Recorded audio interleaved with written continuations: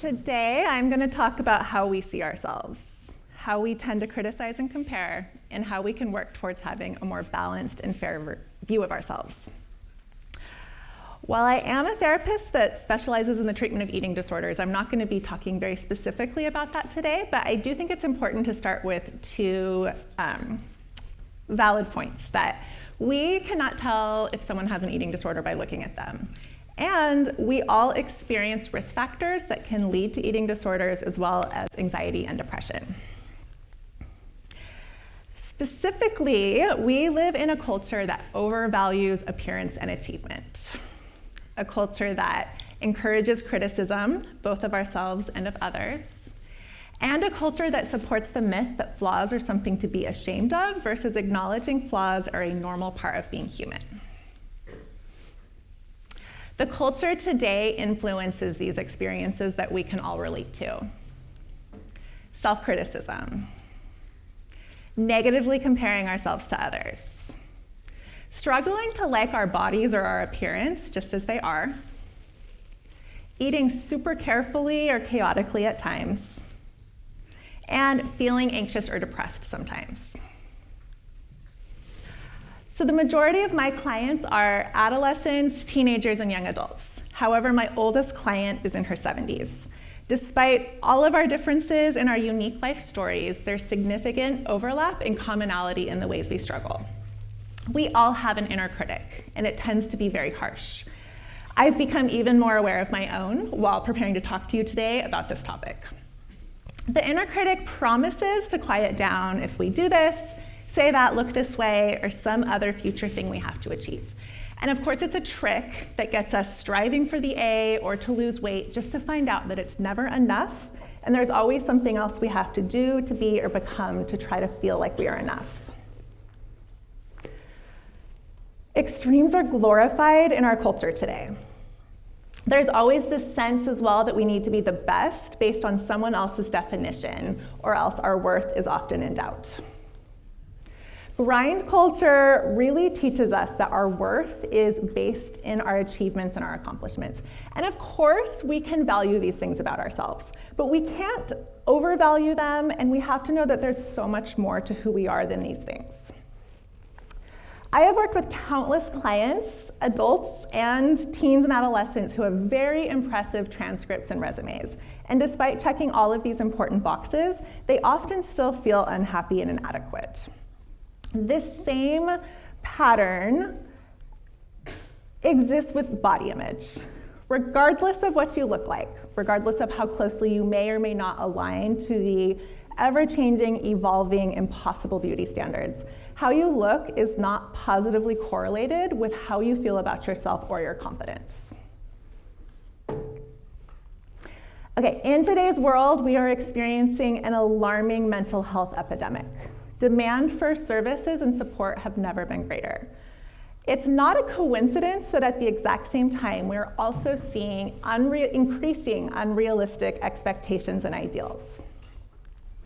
Too many people fall into the trap of trying to go to extraordinary lengths to attempt to meet these expectations and ideals, often at the expense of their mental and physical health, or there's people who aren't doing this and feel like failures because other people appear to be.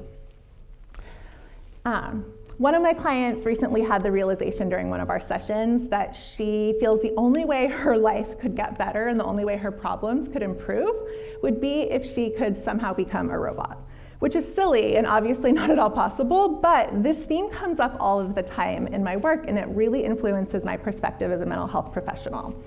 The first and biggest problem is that we assume we are the problem, that we assume we are flawed, versus being able to look at these methods and plans presented to us as innately flawed and sometimes even impossible. So no one likes this when I first start talking about it. And even the image, I think, kind of can bring up feelings for people.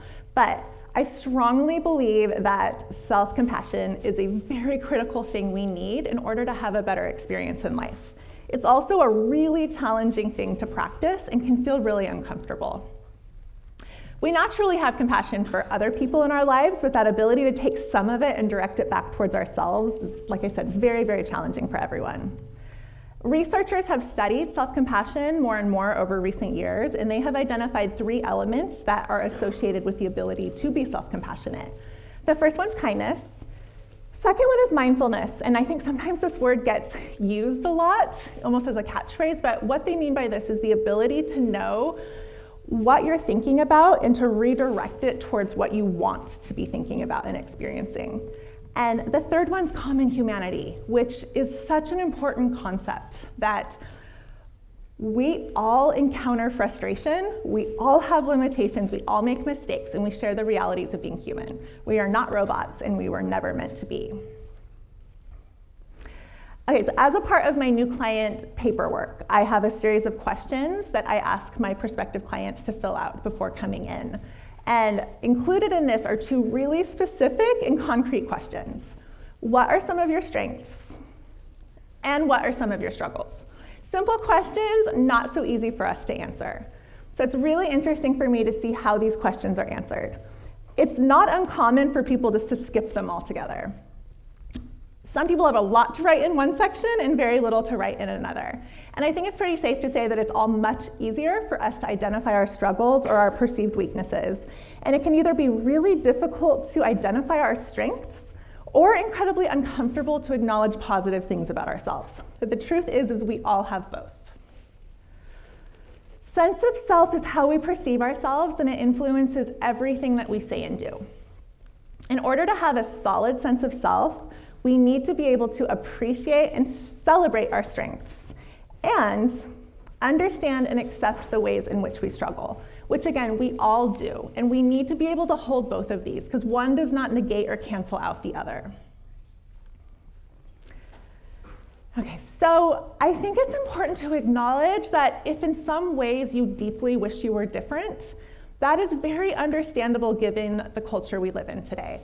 Striving to be a different or a better version of ourselves is very much kind of the goal. The problem is all of this striving can often lead to frustration and even self-hatred. And the dilemma is not whether we could feel better if we looked different or achieved more. The dilemma is what to do when constant self-doubt, criticism, and comparison negatively impacts how you feel and holds you back in life. All right, so similar to self-compassion, acceptance is another really hard concept to practice. Acceptance is not surrender or resignation, but rather it is looking at the facts of reality of what really is. Even if you don't like it, and even if you wouldn't choose it, that becomes when the acceptance gets hard. Sometimes we have the ability to create a new experience for ourselves in life, but more times than not, I think we need to learn to have a new relationship with the experience that we do have. Okay, so it is absolutely possible for us to work to rewire the negative self-narratives that we've created. Narratives that have been significantly influenced by our inner critic and the culture. Neuroscience continues to show us that this is possible, so it absolutely is. It just takes a lot of commitment and practice and time. I don't think the work is about eradicating negativity. While we would all love to never feel self-critical or to experience negative emotions again, this goal isn't possible and it's just problematic. Instead, the work is really about learning how to take care of ourselves during the hard moments, which are just always going to happen from time to time in life. Our goal is to learn who we are throughout our life, lifetime goal. What's important to us? What do we value? And this can become so hard to do when living in a culture like ours with everything around us, especially navigating social media. Understandably, no one wants to feel uncomfortable. It is not a pleasant experience. When it comes to eating disorders, it's not about food, but it's never just about food. Anorexia is not only about restricting calories, but it's also about numbing emotions. Unhealthy coping behaviors are things we do to feel better in the moment. They often help in the short term, but almost always end up creating more problems for us later that leave us worse off than where we started.